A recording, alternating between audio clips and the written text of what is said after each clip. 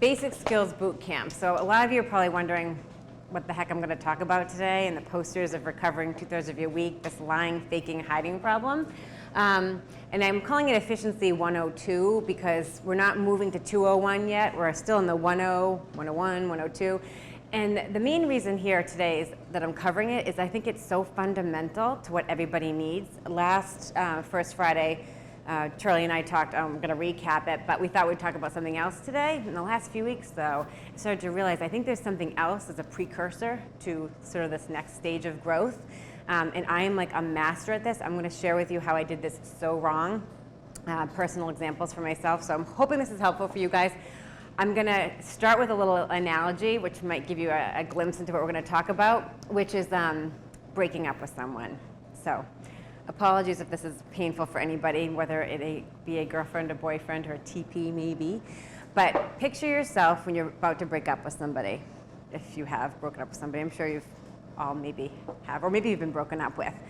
You know when somebody's doing that thing where they're like beating around the bush, a little passive aggressive, I'm not sure it's working out, I don't know, but you know what, they're just kind of like going that long-winded path, and it just kind of takes a while until somebody just blurts out, I don't love you anymore, this is not right, and you kind of get that direct kind of just to the point truth out.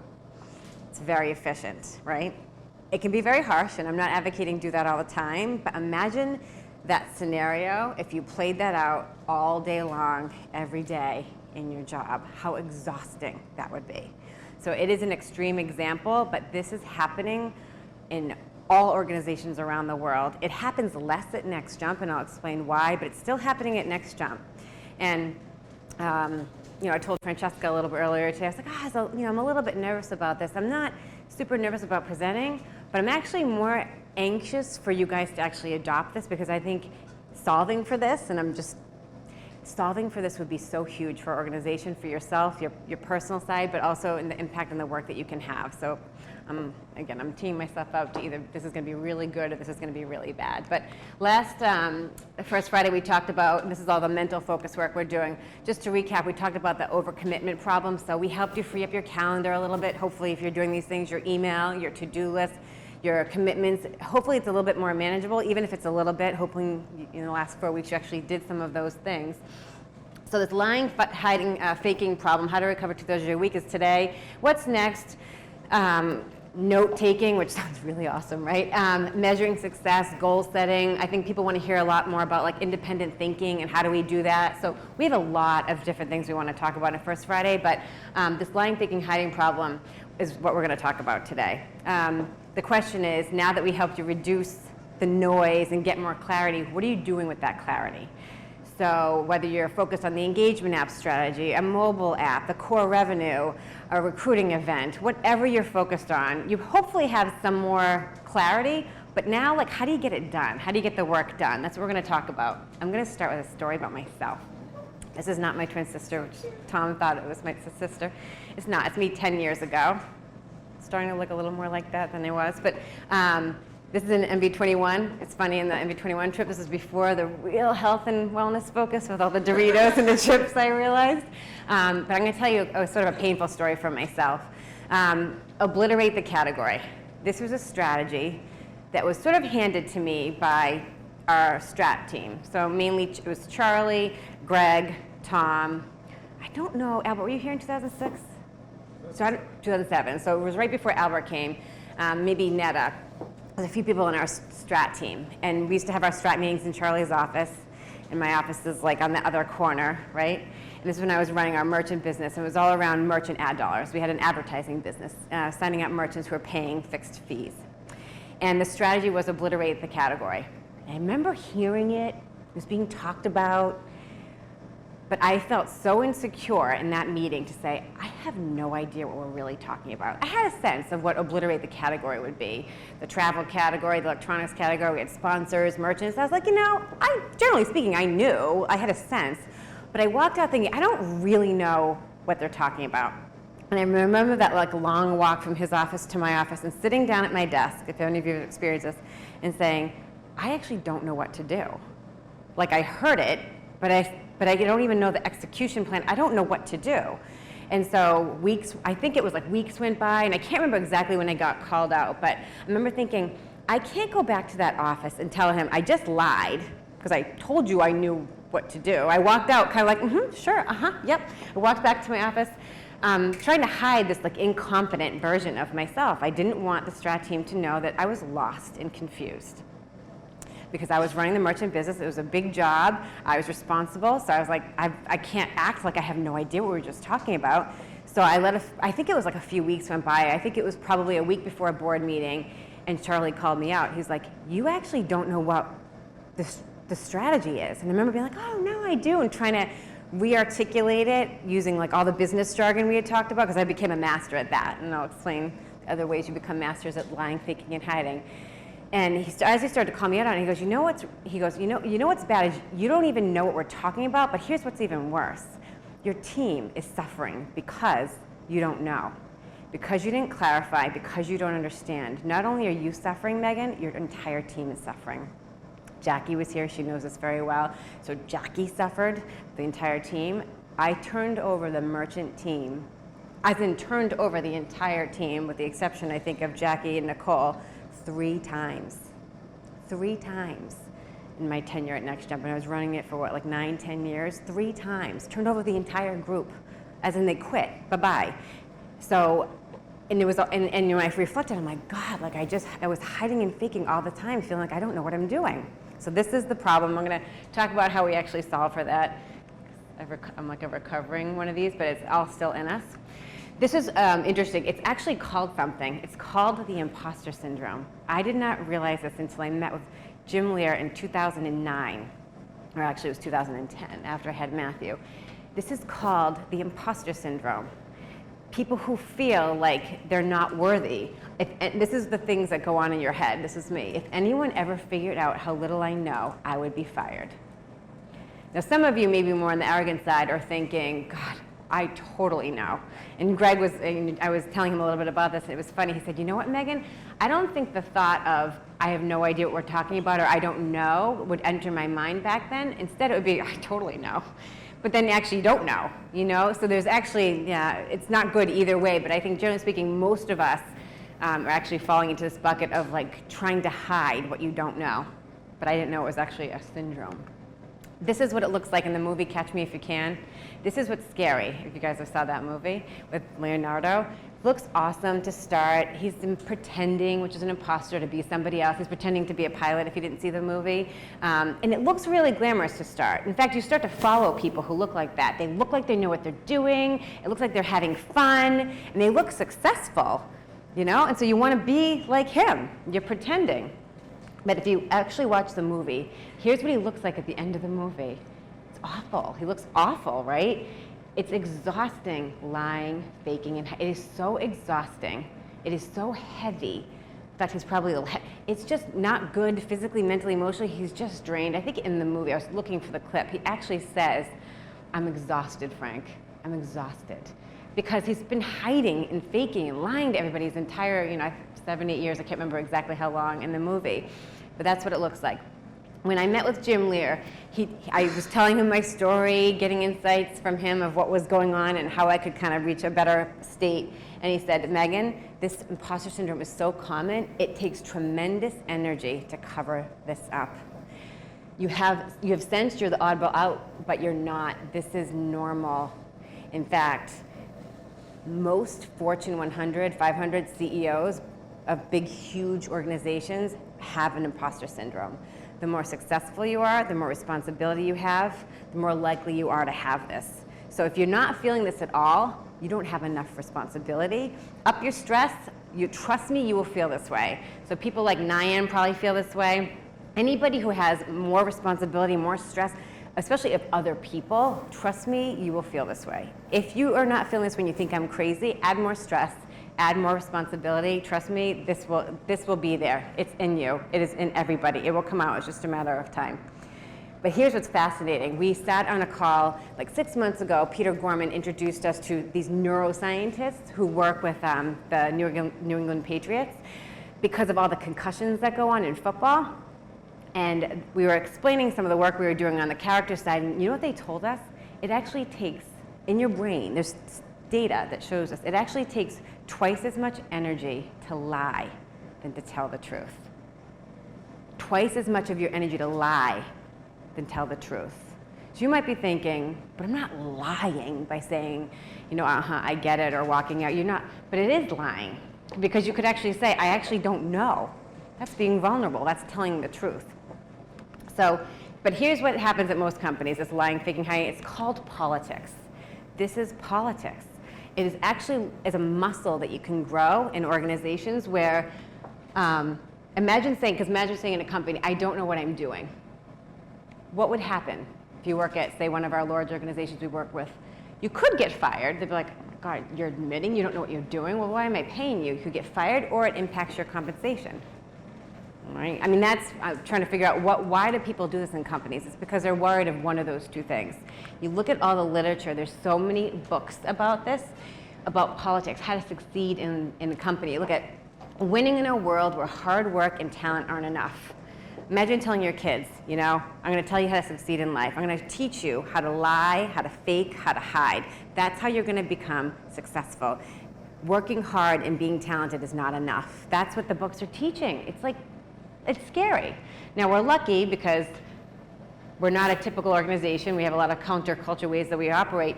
We actually solved for these two issues, firing and impacting comp. We have a no fire policy. If you say, I have no idea what I'm doing, you will not be fired. Impacting your comp, we split up contribution reviews, which is how your compensation is done, and development. They're separate conversations. We don't talk about improving in your development when we go through the compensation cycle. We did that on purpose. Years ago, I had somebody working for me, and I begged her, I don't know why she wasn't writing down her development areas in her review. I had to ask her like 3 or 4 times, and I was like, oh God, she's afraid of being fired. She doesn't want to write down what she needs to work on because she's afraid I'm going to use that to let her go. It's so common in other organizations, unfortunately. So we have less of that, but that is actually why people don't do it. And again, like I said, we solved for it. Versus what happens at Next Jump. I'm not playing the videos, but I'm just showing you a PLB with David Burney to Jackie and 10X. These are more intense, right? These are sort of not everyday conversations we have, but the vulnerability and the truth that comes out of people through the events and programs that we have at Next Jump is a lot. But what's interesting is why this talk is so timely. It's not enough because now everybody, when we introduced flow, everybody in this company, maybe not yet, maybe with very few exceptions, you might just be a right hand or left hand, but most people have a leadership position in the company. The goal of flow is to follow a leader organization, to create a leader organization where our followers learn to be leaders. So most of you are responsible for other people, which is what creates stress, which is what makes you feel like, I don't know what I'm doing, or like, God, if they only knew that, like, I'm just repeating, God, I wish I knew. And that feeling of being like, God, I just want to hide it and I want to run away from it. You can't hide anymore because of flow. And I've had these notes I'm going to show you from 2006. In my, I guess at the time it was a BlackBerry, but I still have it, notes about what I did to solve for this. And I never thought it would actually be useful for anybody. I just thought it was just me. I had this problem, I have an inferiority complex with my sister, always smarter, skinnier, this, that, whatever. And so maybe it's just me. I honestly thought it was just me. And then I was like, wait a second. Other people are facing, and I knew people like maybe Rachel or Nyan or Sarah. I was like, oh my God, there's more people like and I started to realize these trends and patterns. And I was like, wait a second, it's actually everybody. Everybody, if you haven't faced it, is going to face it. And because of the flow model. Yet, we still lie. We still are faking. We're still not exposing the truth. And why do people not share the truth? Even at Next Jump, why are you not speaking the truth? It's because you're afraid of being judged, right? This is where insecurities come from. You're not insecure if nobody's giving you feedback or judging you. Just think about times where you felt the most insecure. It's when others are giving you feedback, which is a way of being judged. That's not a good feeling, right? But it's amazing what a good feeling it is when you actually know the truth and can speak the truth. It is so freeing. It makes you feel like physically lighter, emotionally, mentally, and physically lighter. So how do you actually practice being judged, right? Telling the truth. How do you practice being judged? So this is how to get started. I'm going to give you some tactical tips how to get started. It starts in this inner, the safety circle, the safety zones. It starts with your TP. If you don't have a TP, maybe it's at home. Practice putting yourself out there to be judged with your TP. Then maybe situational workshops, then maybe 10X. Now some of you started in 10X or PLB or what have you, but this consistency of the everyday ritual with your TP is like what builds muscle. It's not just the intensity. For instance, vulnerability. Yesterday I had a conversation with Stephanie Grimmel about vulnerability. She's practicing, and I was like, you know what you're doing? You're practicing being vulnerable about the most tragic things that have happened in your life. On one hand, that is being vulnerable. That's intense, right? It's like the 2-day liquid diet if you want to get fit in, the 2-hour run. But that doesn't build a ritual. That doesn't build a muscle of vulnerability. If you're vulnerable with your TP every day, I said, like I told John Hillier yesterday, I really don't know what you're talking about. That actually is building a muscle. She's going to be judged. He might be thinking, God, she's so stupid. She doesn't know. Unbeknownst to her, he said. He actually answered it. He wasn't judging her. He was like, how would you know? And he answered it. She's like, I learned something. I was being, she thought she was going to be judged, but the point was she was speaking the truth to her TP. And that's what is practicing her vulnerability muscle. It's that weekly or daily, if not weekly, ritual that you build in. And then eventually you go outside of Next Jump. You'll be able to speak the truth to people that you're meeting with outside, whether it's with clients or what have you. It's just being able to speak that truth and not be faking and hiding and in that kind of imposter syndrome. So that's how to get started. I'll give you an example where this could go wrong, just to be a little tangible. For those of you who have a TP, picture yourself meeting with your TP. Maybe you met with them this morning. Imagine if you came in this morning and you were like thinking, God, I had such a bad night last night. I'm tired. I didn't really sleep. Whether you have a kid and they're up all night, you don't feel good, you're exhausted, and you're just having a bad day. And you come in and you're like meeting with your TP and they're like, how you doing? You're like, I'm good. Because you don't want to bring them down. And I know that happens. Like you don't want to bring people down. So now what's happening with your TP is they're thinking, well, I don't want to bring you down. You seem good and chipper. Meanwhile, I'm thinking it's Friday, it's rainy, I'm cranky, it's been a long week. So now they're not going to actually tell you how they're feeling.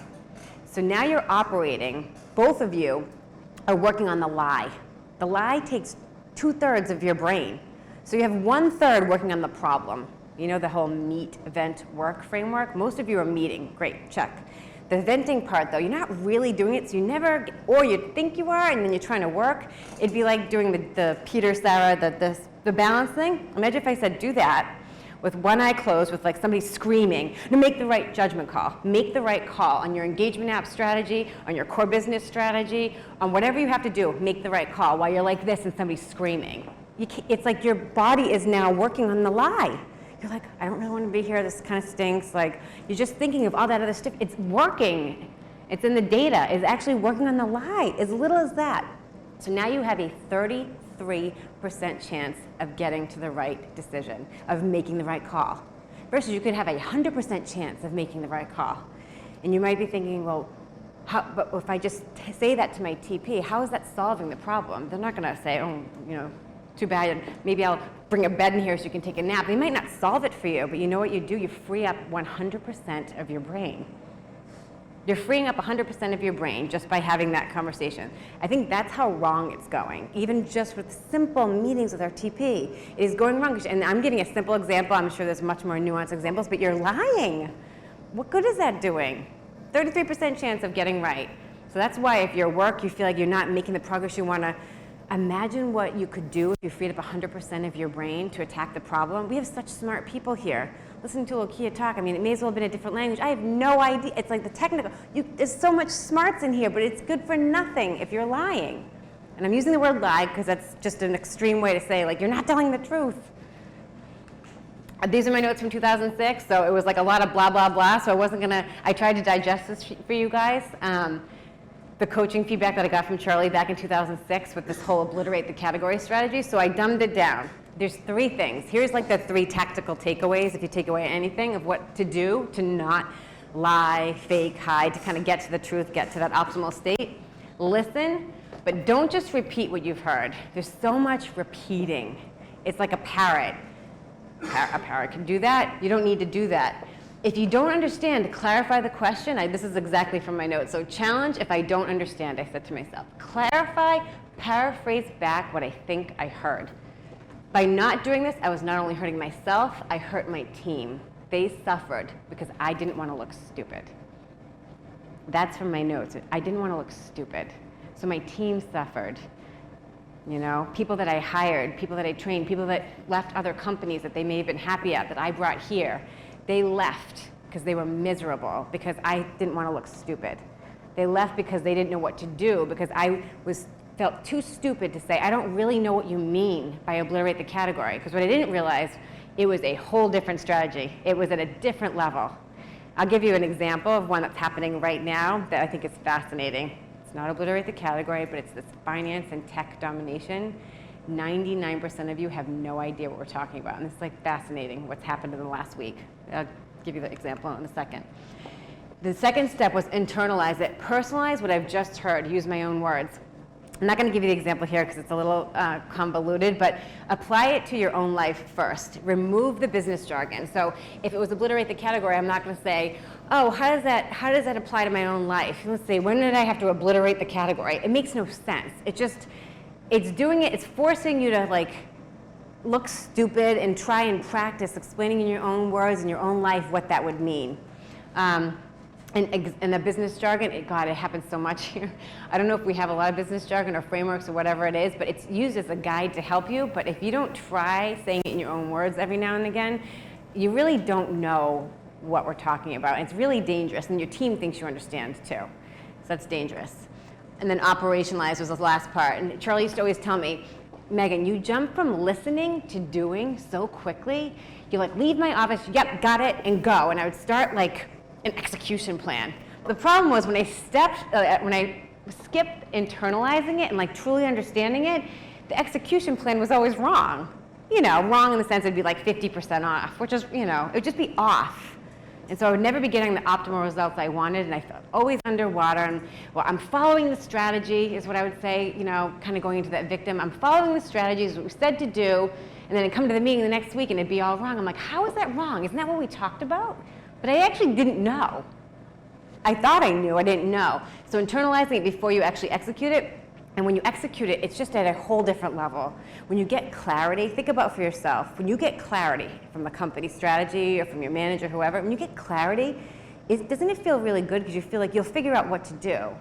It's like that clarity gives you an execution roadmap. You know you'll figure it out, versus when you're confused, you just feel like you're in muck. You're like, I don't know what to do. What should we be doing? And you just run slow, and it's really demotivating. So the example of the finance and tech domination strategy, I think this might help. So that was declared like a month ago. And I started working on this presentation a few weeks ago before Charlie left for Korea because I needed some help from my TP. And he was like, you got to do something, teach something that's in your bones. I was like, this is totally in my bones and totally timely. And I was like, you know, I think this is happening with the finance and tech domination strategy. Nobody really knows what we're talking about. And he's like, you're going to get the question in Q&A. Somebody's going to ask you, so what does it mean, Megan? What did you internalize it? What does it mean? So in preparation for Q&A for today, he asked me, what does it mean? My first reaction was like a bullying comment, like, well, what do you think it means, right? And I was like, he goes, that's bullying. I'm like, that's totally bullying, Greg. And I was like, but my first reaction, I thought about it for a second. I was like, you know what I picture? I picture us winning Apple and Citibank. For me, I picture, you know, for a finance organization, Citibank is one we don't have. It's a huge organization, which would be a big win. And I picture us winning Apple. They're like a gold standard in the tech industry. That's what I picture. So that's how I internalized it for myself. That's like the visual I had in my mind. That works for me. That might not work for everybody. But that's actually what set everybody on a clearer path of what to do. And all of a sudden, stuff started moving. Now, it's not enough, because then you need, but you know, what was interesting is a conversation I had with Greg. Knowing that you have to win Apple and Citibank, and it doesn't have to be Apple and Citibank, but that's the placeholder, like that's like the standard, you operate totally differently. I was like, you need better sales collateral, you need better product, you just need multiple things happening. You need research, if you think about it, it's a totally different approach of how you would actually go about winning those two clients than what he was going to do, what the team was doing. It's totally different. It's giving more clarity to the situation so the team can actually run faster. Imagine if we hadn't done that, finance and tech domination. I don't know, even like in the last week or two, I'm not really sure what people would be doing, right? Now, it's not 100% there, but it's moving us in the right direction. That is not what I would have done. in 2006. It is not what I did. And it was why we suffered, why we struggled, why results would come, but the results came because I would just run on the treadmill faster, selling more, sell harder. It didn't come because I got the whole organization to execute it, operationalize the whole thing at a whole different level. It did not come. It was very painful. And here's the tip here. You can't get feedback if you project you know what you're doing. If you project you know what you're doing, nobody can tell you, nobody will correct you. They're like, great, got it, go, right? So if you project you know what you're doing, just remember, you can't get help. Unless you say, I really don't know. Ask the clarifying questions. So the last slide, recover 2/3 of your week. Here's the question. What would you do if you had 2/3 of your week back? Who would you spend time with? What projects would you pursue? What hobbies would you pick up? What projects would you just kill it in versus running out of energy? Where would you just all in? With your kids, with your fitness, I don't know, fitness, with your engagement, the mobile app, I don't know what you're working on, but where would you just kill it if you could recover 2/3 of your week? Because it takes twice as much energy to lie, fake, and hide as it actually does to tell the truth, to be vulnerable. This is such a, and we have it as an organization set it up so that it's safer to do it here. Start with your TP. If you have no idea what I'm talking about, no idea where to start, just start with telling your TP what you're really feeling and thinking about yourself, about them, about the company. And it might be really awkward at first. It's like practicing to be vulnerable, practicing speaking up in meetings, or practicing courage or optimism, whatever you're practicing, it's really hard when you start. That's why 5% classroom, 95% field experience, you actually have to do this. It is very difficult to do, but you will build that muscle over time. You'll be like, oh, that's easy for me to do that. It becomes like just a ritual. But start with your TP, start in the safety zone. If you start with clients and you've never done it before, that might not be the best place to start, right? Saying, I really don't know what I'm doing on this team or what we do at Next Jump. Probably not a good idea, right? Like, just start where it's safer. Some of you are practicing in 10X, which is awesome, PLB, all the kind of other programs that are a little bit more high stress. I'm seeing it happen more in situational workshops. Yesterday with the group in Boston, it was very vulnerable, sharing the truth, and I didn't feel there was any hiding and faking and lying. It was like, and again, I think it comes with stress and responsibility, especially for others, and wanting to grow yourself is, I think, where you'll start to do this faster. But even them, if they could figure out this next level and be practicing it every day, you will feel so much better. You'll recover, 2/3 of your week. So I hope this makes sense. That was the last slide. If we'll take questions. That was it. Okay.